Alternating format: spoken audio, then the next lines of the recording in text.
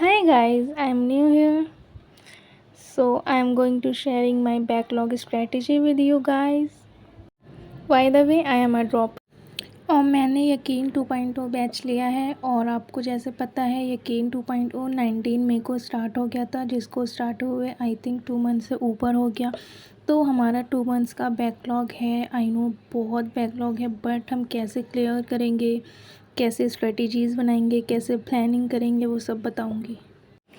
मेरा backlog clear करने का तरीका थोड़ा उल्टा है, क्योंकि एज अ ड्रॉपर आप भी रिलेट कर पाओगे। हमेशा हम बेसिक मैथ से स्टार्ट करते हैं, मोल कॉन्सेप्ट से स्टार्ट करते हैं, सेल के चैप्टर से स्टार्ट करते हैं, फिर कहीं ना कहीं हम वहीं अटके रह जाते हैं, हम आगे बढ़ ही नहीं पाते हैं, जिसकी वजह से हमारा सिलेबस कंप्लीट नहीं हो पाता है। सिलेबस कंप्लीट नहीं होता है तो फिर हमें डिमोटिवेशन होती है, टेस्ट में मार्क्स कम आते हैं, फिर हमारा ड्रॉप के ट्रैप में हम फंसते रहते हैं।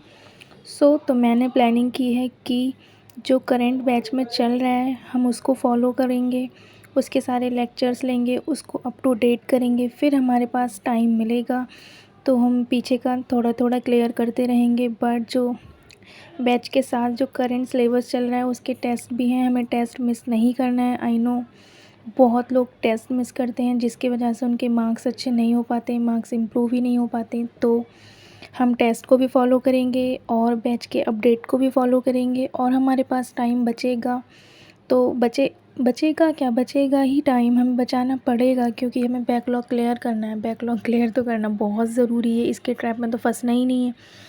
तो जो जो हमारा हो गया, जो बैच में हो गया है, हमें उसको लिख लेना है। जैसे फ़िज़िक्स में एन एल एम चल रहा है, जिसमें अभी 7 लेक्चर हो गए हैं। केमिस्ट्री में इलेक्ट्रोकेमिस्ट्री चल रहा है, जिसमें 4 लेक्चर हुए हैं। ज़ूलॉजी में चल रहा है एक्सक्रीटरी प्रोडक्ट्स चल रहा है। बट मैंने जैसे बोला हमें टेस्ट भी देना है, तो टेस्ट में बॉडी फ्लूइड्स आ रहा है, जिसकी वजह से हमें अपडेट एक्सक्रीटरी छोड़ के बॉडी फ्लूइड्स करना होगा पहले। और बॉटनी में हमारा चल रहा है प्लांट किंगडम। तो इसी तरीके से हम अपना बैकलॉग क्लियर करेंगे। पहले हम अप टू डेट आएंगे, अप टू डेट आने के बाद हम पिछला करते रहेंगे कंप्लीट, जिससे हमारा और बैकलॉग आगे का नहीं होगा। पीछे का जितना बचा है उतना तो रहेगा ही, आगे का नहीं होगा। जैसे मैंने ये सीरीज़ 3-4 दिन पहले स्टार्ट कर दी थी, जिसकी वजह से मेरे फ़िज़िक्स में 3 लेक्चर कंप्लीट हो गए, इलेक्ट्रोकेमिस्ट्री में 3 कंप्लीट हो गए, एक्सक्रीटरी में नहीं कर रही हूँ, मैं बॉडी फ्लूइड्स कर रही हूँ।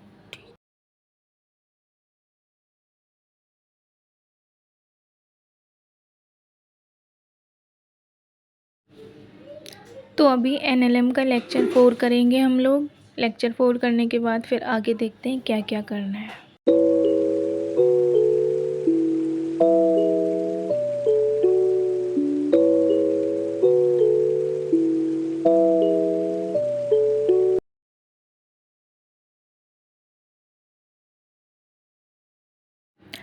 मेरा लेक्चर 4 भी हो गया। अब मुझे 1 से लेके 4 लेक्चर तक मुझे रिवाइज़ करना है। ऐसा नहीं है हमें बैकलॉग क्लियर करना है, सिर्फ लेक्चर लेना है और हमें रिवाइज़ नहीं करना है।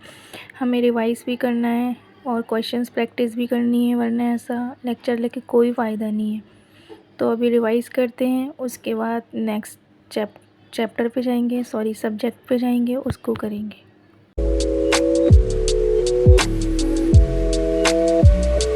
So then, why?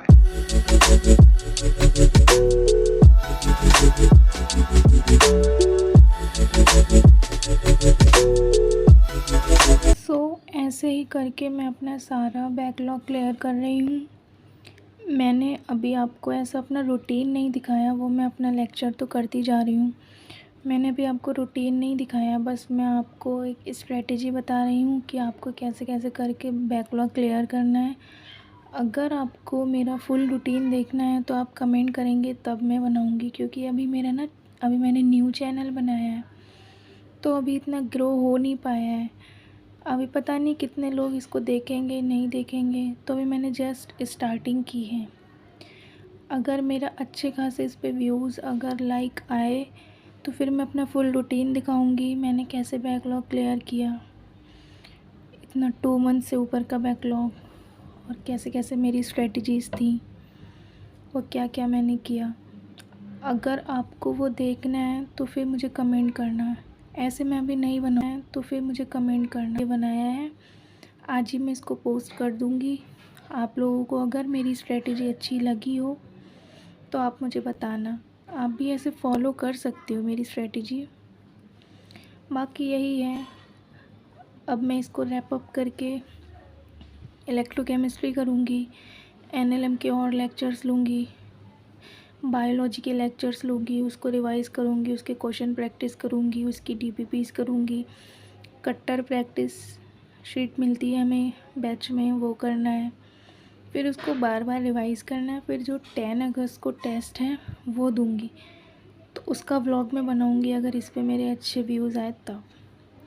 So that's it for the today, thank you. अगर आपको अच्छा लगा हो सो प्लीज़ सब्सक्राइब करना और लाइक करना।